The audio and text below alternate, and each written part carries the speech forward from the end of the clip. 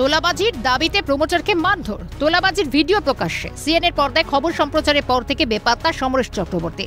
অভিযুক্ত কাউন্সিলরের বাড়িতে নোটিশ ঝুলিয়ে দিয়ে গেল বাগুইআটি থানার পুলিশ। 24 ঘন্টার মধ্যে তদন্তে ইনভেস্টিগেশন অফিসারের সঙ্গে দেখা করার নির্দেশ নোটিশে।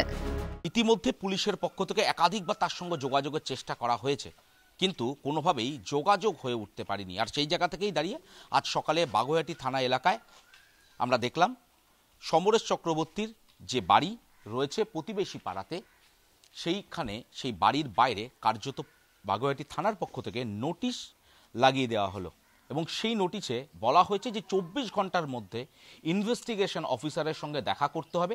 তার বিরুদ্ধে একাধিক ধারায় মামলা রুজু করা হয়েছে এবং সেই মামলার তালিকাও কিন্তু একেবারে সরাসরি।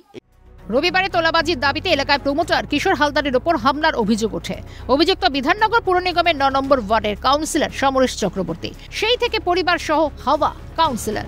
এই ঘটনায় বাগুইআটি থানায় 10 জনের নামে লিখিত অভিযোগ দায়ের করলেও তাদের মধ্যে মাত্র 2 জনকে গ্রেফতার করেছে পুলিশ। ধৃত রমেন মণ্ডল, শুভেন্দু মণ্ডলকে সোমবার 3 দিনে পুলিশি হেফাজতের নির্দেশ দেয় বারাসত আদালত। এদিকে মূল অভিযুক্তের গ্রেফতার না হওয়া পর্যন্ত আতঙ্কে দিন কাটে কিশোর হালদারের পরিবারের। এসব সোনার টুকরো ছেলেরাই তৃণমূলের সম্পদ, কটাক্ষ ছুড়ে দিলেন বিধায়ক নওশাদ সিদ্দিকী। ও সোনার টুকরো ছেলে তো এরা, এই সমস্ত সোনার টুকরো ছেলে তো তৃণমূলের সম্পদ। তৃণমূলে এগুলো এক একটা পিলার। এরাই তো আপনার টাকাটা বিভিন্ন মাধ্যম দিয়ে এঘাট উঘাট করে করে তো কলকাতার ঠিক ঘাটে গিয়ে পৌঁছে দেয়। এদেরকে ধরবে?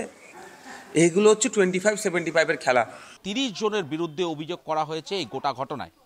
2 জনকে ইতিমধ্যে গ্রেপ্তার করা হলেও বাকিদেরকে কেন দ্রুত গ্রেপ্তার করা হচ্ছে না, এই অভিযোগ কিন্তু প্রমোটারের তরফ থেকে করা হয়েছিল। তারপরেই তড়িঘড়ি কার্যত পুলিশ কর্মীরা নড়ে চড়ে বসেন এবং মূল অভিযুক্ত তালিকায় থাকা বিধাননগর পৌরসভার 9 নম্বর ওয়ার্ডের কাউন্সিলর সমরেশ চক্রবর্তীর বাড়ির বাইরে কার্যত নোটিশ লাগিয়ে দিল বাগুইআটি থানার আধিকারিকেরা। ক্যামেরায় গোপাল সেনের সঙ্গে শুভজিৎ দে, ক্যালকাটা নিউজ, বাগুইআটি।